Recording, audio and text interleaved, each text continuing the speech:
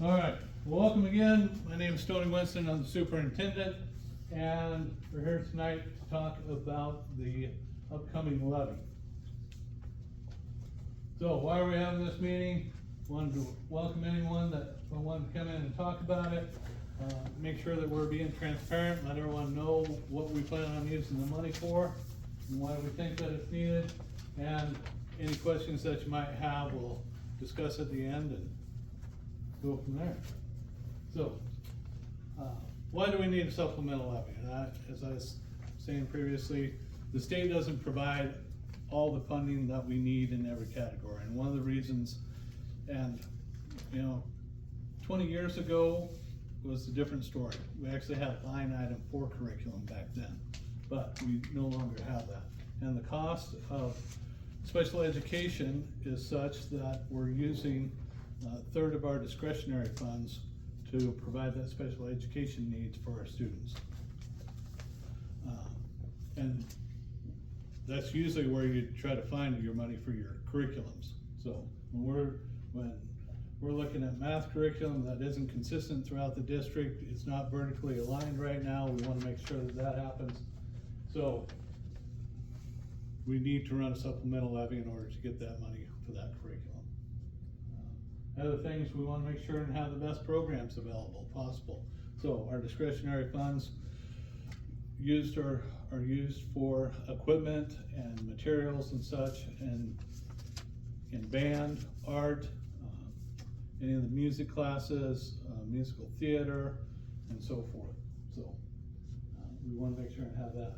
Some of the other things that discretionary funds are used for, just to let you know, that's what we pay our power bill out of, our sewer bill, our gas, our water bills and such. That's what we use to buy paper and pay for the copiers and substitutes. So all those things come out of discretionary fund. Anything that we are paying people above what the state reimburses us comes out of discretionary fund. So I don't know if you've heard the talk about ADA versus enrollment. I'll use 100 just because it's an easy number to understand. We have 100 students here that are coming to a school, and because they get sick now and then, their parents take them on vacation, they're gone, some of them are gone here and there. So say their attendance percentage is 94% of the time that they make it to school. Well, we get paid on 94%, not 100%, even though we have to staff at 100% for those students to be here. Because some days we get 100%. Not very often, but every once in a while. But we still have to make sure that Johnny has his desk and Lucy has her desk. So it's not like we can save money and be rotating the desk around, depending on when the student's gonna be here, so. And then we wanna make sure and provide the high quality curriculum for the best student experience and make sure that we're challenging the students. And here at Fruitland, we want to be the upper echelon of schools in which people look to and say, we want to do it the Fruitland way. So how's this levy how would the levy be spent if the voters approve it? So math curriculum, there's a 6-year license. The first year we'd be using about $305,000 for that. The track and football field renovations, and I'll get to the why we need a new track, and actually it's not only the top of the track, but it's the foundation of the track now that is ruined. And so we have to replace that whole thing. So we gotta dig it all up. And we thought, well, if we're ever gonna move it and make room and have the best amount of room space possible for future buildings, this is the time to do it then. Because we gotta replace the whole thing anyways. So, and then band equipment. So we wanna make sure, and with our band equipment, why are we asking for $50,000 for that? That's because we want to make sure, and I'll get a little bit more into this later. I know I have another slide, so I'm going to pause there. So the second year, we're going to be looking at a language arts curriculum with a 6-year license. That's the standard industry now, is a 6-year license. That's what the state recommends on curriculum rotation and adoption. Unfortunately, like I said, the state doesn't give us money for it. And then complete the athletic complex renovations.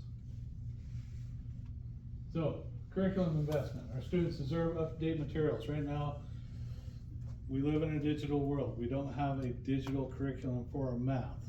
We also know that we shouldn't be completely digital. We want to be able to have books in hand, papers in hand, students being able to work it out on that. So what we're looking at is a mixture of those things. So when students go home, they have resources in which their parents can work with them and help them with the online resources, but still have a workbook in order that they can look at. Because if anyone's like me, you want to look back and say, I want to see this in the book and see the problem, where is it at? So, but we want to make sure that we have strong foundational skills in math and literacy. So that's very important because that's going to determine the rest of their education. K through 3, when we're talking about literacy, we want to make sure the following year that we're looking at adoption there, because the K through 3, you're learning how to read. After 3rd grade, you're reading to learn. So you need to have a strong foundation in reading, and I'm very excited. Our reading scores have been coming up this year, and I can't wait to share those with everyone at the end of the year. So, but make sure that it's resource-based instruction and equitable access to learning materials. So we're looking at curriculum 2 that's easily translated into Spanish, has an online component for those that are visually impaired, also has audio components with that in which they can be learning from. So, supporting the band program, as I was saying, I have a slide here, why 50,000 dedicated band. Growing participants in the middle school. We used to have about 10% of incoming beginner band students using instruments. Now it's up to 30, sometimes even closer to 40% depending on the year. So we need quality beginning band instruments because no one wants to have an instrument in which they're gonna feel like, you know, it's beat up, it's worn out, it doesn't play right. We wanna have good equipment for them.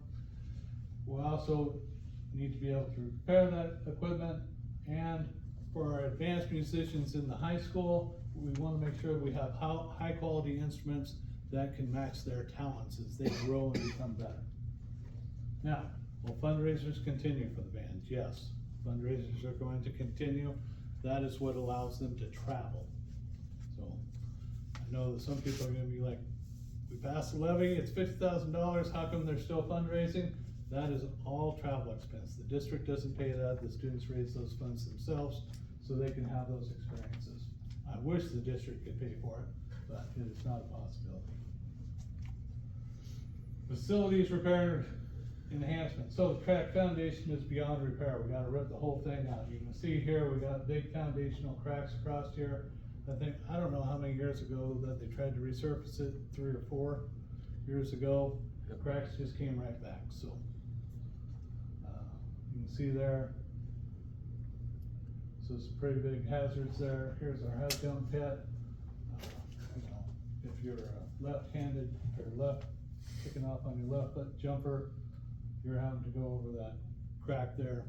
So not the safest thing. If you get a cleat caught in there, twist your ankle, your season's over. So it has been ruled by the SRV that it's unsafe for competition.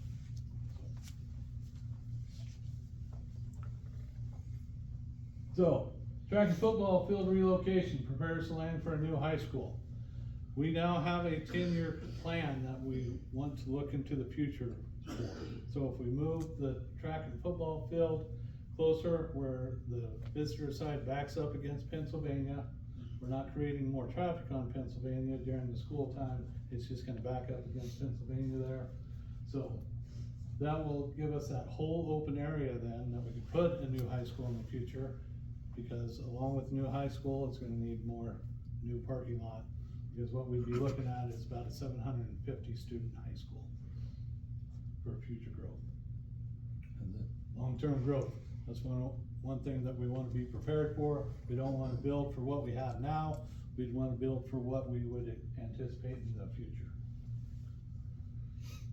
For field upgrades, we also wanna be a premium or premier SRV destination, because we want to draw families and students, and we want students to want to come to our schools, and we want families to want to send their kids to our schools. We, like I said, we want to be the upper echelon, and in some ways, we're there, in other ways, we're not there yet. And just the overall kind of forward-thinking focus right now is preparing to make sure that we are there. I don't want anyone to be talking about Sugar Salem stuff anymore. I want them to be talking about Fruitland stuff. So, what's the plan then for a 10-year plan? Well, hopefully we pass this levy, and then in May of 2027, the levy will end, and then we'd be looking to run a bond possibly for a new high school and performing arts center with safety and security features. If you've been to our high school, we have several outbuildings that are not connected, leaves lots of security risk open.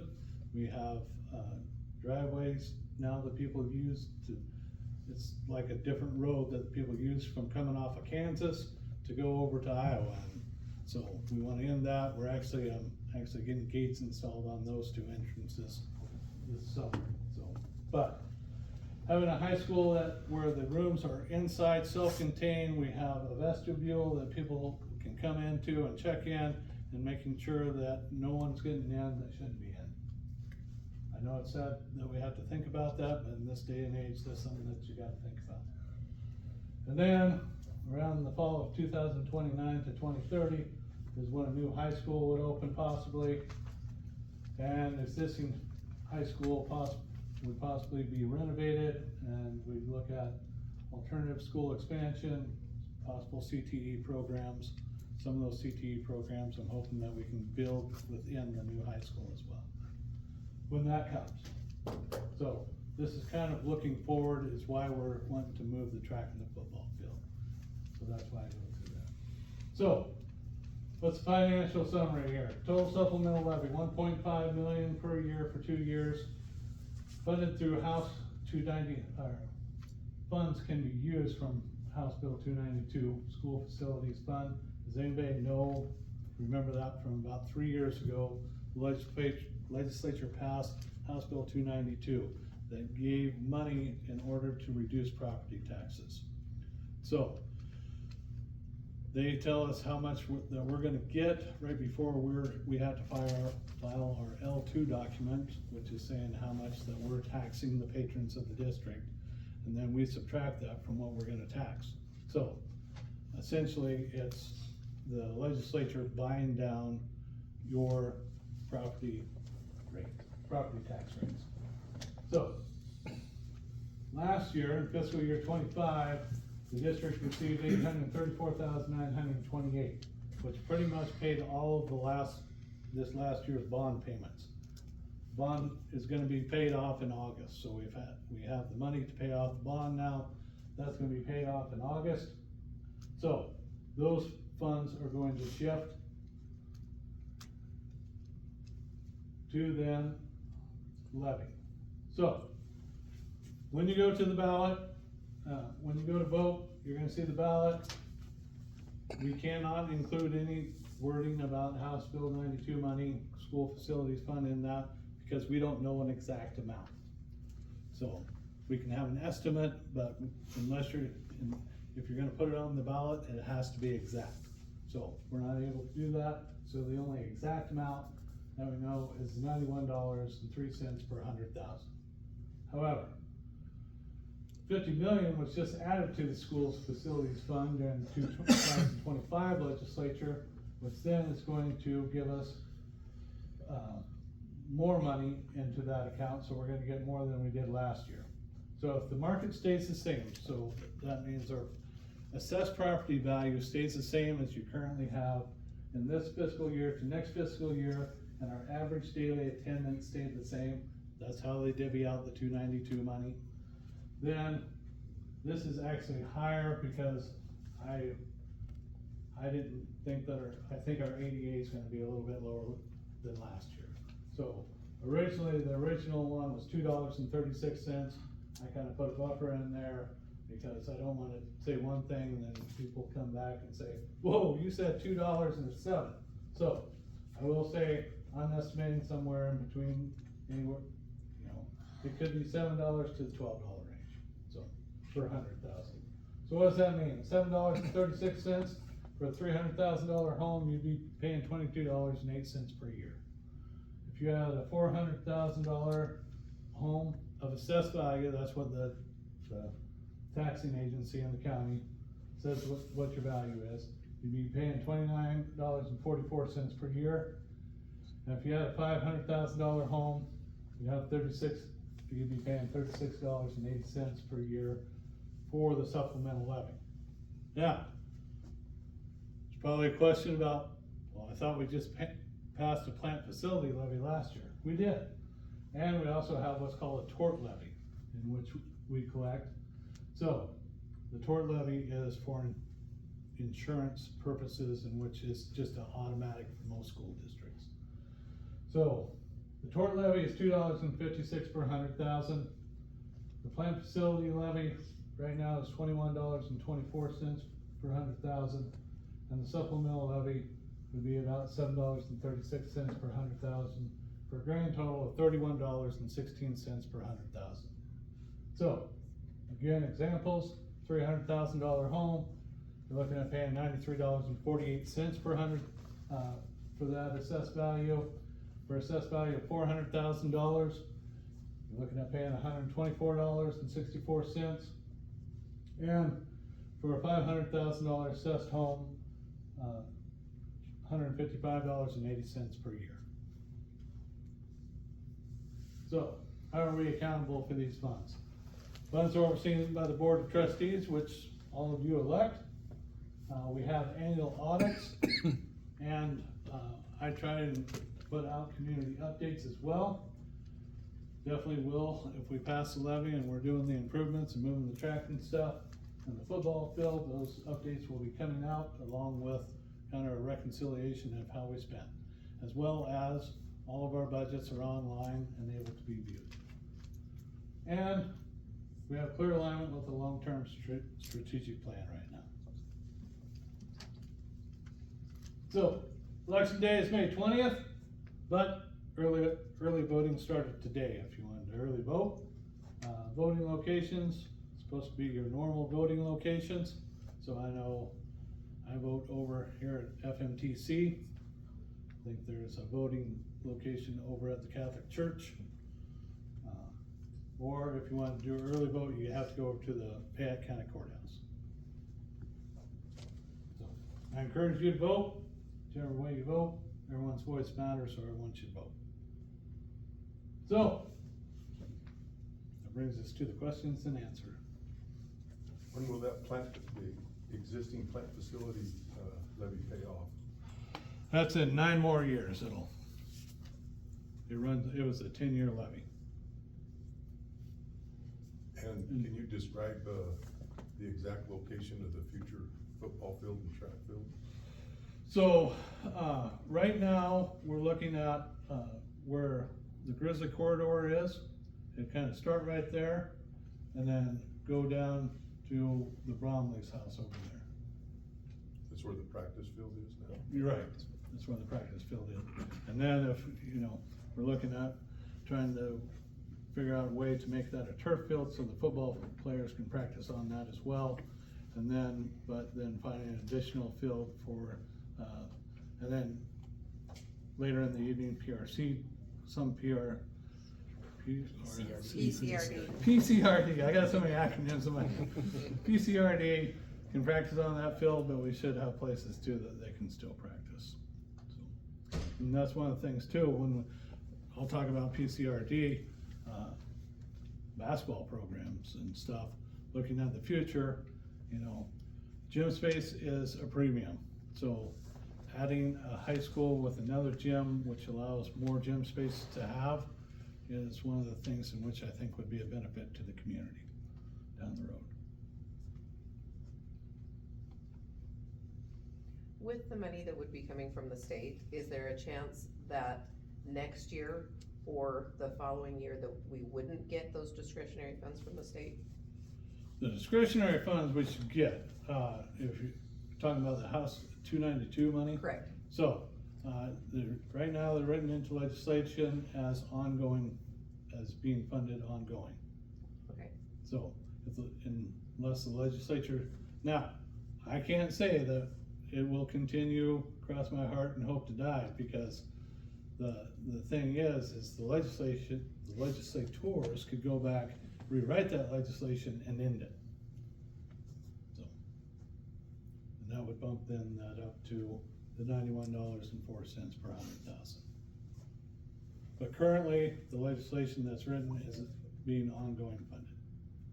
Thank you.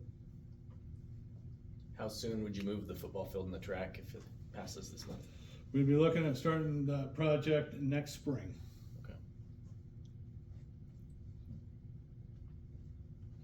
So the spring of 2026. We should, something like that, we should be able to get going in March. So after the ground unfreezes and stuff, and we can get going. Is that probably a 2-year build? The track, I know for sure that we could do that in a year if we get going in March. And the football field, we're hoping to push it along. However, we'll have to see. So, kind of depends on excavation and getting things lined up and getting how we want. So. It's turf, right? So it's not like we'd have to wait for grass to mature and all that. Correct. That's what we want to do, is turf field. Yep. I'll say this too about the football field. The location is the administration's decision. There's no advantage for the program to move it. It's just, that's the 10-year plan or whatever. And I've been wanting to move into a turf field for like 2 years now. And they've been saying, well, we gotta decide if we're gonna move it or whatever. And I was planning on attacking it through fundraising efforts. And what I will say is, the track is the majority of that money. I mean, I think early bids are 900,000 for the Well, track. it's 800,000. Sure, 800,000 for the track. So if it passes, the community's going to end up with a 2x valued facility, because we're gonna have to fundraise like crazy in big donor opportunities that that'll be mostly my job to get done, because that's a gracious amount of money, but it's not going to. And I'm not asking the community to do that. I'm saying it's a head start on a grassroots initiative. It's gonna have to take place to do it right. The thing I do like about the moving is our middle school and elementary use our field and track and bleachers for PE a lot. And that's one of the reasons I want it to be turf, is so that students can use that field with the lines on it for PE or band. Whoop and I talk about that all the time, you know. So it's like, it's just, there's nonstop people on that field. Yeah. And I think the bang for the buck is super high, so. Otherwise, you know, if we're able to fundraise and get enough to get it completed, otherwise we're looking at the next year, that money going to the turf field, and then trying to figure out how we're building the bathrooms and everything else. Well, I mean, yeah, that doesn't seem like that's enough money to get it done, right, like with everything. But we'll get her going. Yeah. Yeah. I think you got a lot of people that are excited about it, and the commitment by Jordan, and kind of helps that out there. And that March date gives us a lot of time to see what's doable, right? Yeah, so on like the tax things, how does it, cause we're all in Payette County, so is it like a county deal, or is this something, how does this? So the school district lines are drawn, Okay, and if you live inside this Fruitland School District, you're taxed at one rate. If you live in Payette School District, then you have a different rate. gotcha, So that's why only the people inside the district lines can vote. okay, Now we have people with a New Plymouth address and apartment address that are actually in Fruitland School District, even though we have a few families with a Fruitland address in the Payette School District. So it's just, lines been drawn a long time ago, and it takes a lot to get them redrawn. Where are you gonna put parking for the new track and field? Is it just gonna go out on that dirt lot on the far So end, it, at first, because what we'd imagine is then the high school kind of going in the future, so there'd be a parking lot in between there. Okay. So then we'd have to build an access road there. Okay. But until then, it'd be existing middle and elementary school. Right, Which is a lot more parking than what there currently is at the high school. right, Closer, yeah, right. so. Yeah, for sure. So, I'm Mr. Carter, the principal at the high school. Just so you guys know, we've been having a facilities committee for the last 2 years that's included the city and the street department and the works department, trying to come up with the best placement of this and looking at, you know, all those road access issues and entrances and so forth. So this has been a lot of work going on with the city to do the best job that we can for the future too, looking at the future and road access and the highway and access and so forth. So we put a lot of time and effort into this with the city working with us on this. Do you have any idea how fast the district's growing? Right now, we're not growing a whole lot.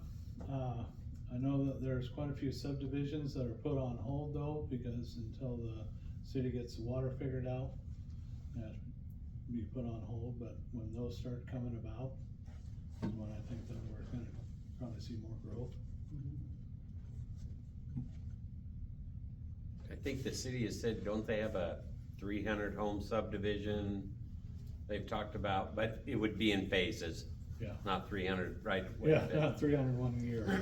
But different phases, they've had a couple of subdivisions that they're, And then what's our overall goal as far as like competition with different schools? Do we wanna stay like at a 4A level or a 5A? Like what do we see in the next 10 years? With the current, alignment, even at 750 would stay at the SRB level, it'd be the 4A level. I say, the information about the residential growth in Fruitland in the past 20 years has been, hasn't necessarily been impacting the school growth. So those large subdivisions that are proposed and on the slate to build, Yeah. probably won't increase the school enrollment much, because the history in the past 20 years, it just hasn't, mostly, elderly people or mid-age people are moving in who don't necessarily have a lot of children that go to school. Yep, and that has been kind of the last few years especially, we've seen that, we haven't seen a large growth in the school population. However, you know, if we don't ever plan for it, I'm afraid that one day all of a sudden it'll be here, and we'll be like, whoops. Well, I think you said it pretty well when you said you want people to come here, and I know Jordan's gonna win, and our wrestling team wins, and our baseball team's winning, and people wanna win, so Yep. I'd get prepared for growth. So, and one of the things too that I want people to say we want is when they look at our test scores and our academics, and, you know, we're showing them that we're gonna have growth, we're gonna have gains, and we're, you know, we're not only about sports, but we're also about academics, and we wanna be the top tier in both of those things.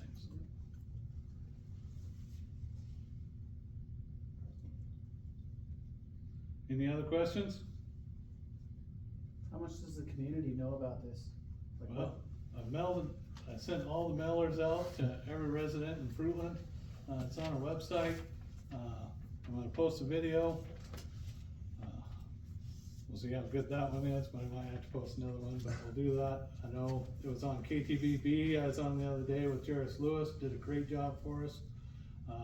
Tomorrow KIVI is coming out to interview us, so hopefully we're getting the word out. I'd like to commend you on the flyer you sent out, because I read that and it was perfectly understandable and made good sense, and then based on what you just presented now, it almost matches perfect, so it doesn't really bring up a lot of questions. I appreciate that. You did. I thought it was good. Maybe that's why people aren't here. Good deal. Well, again, if there's no more questions, I appreciate your time.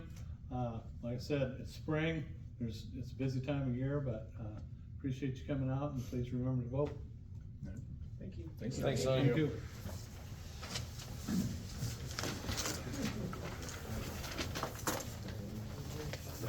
So I gotta call. I have a few more pamphlets, if anybody wants to take them and hand them out anywhere, they're more than welcome.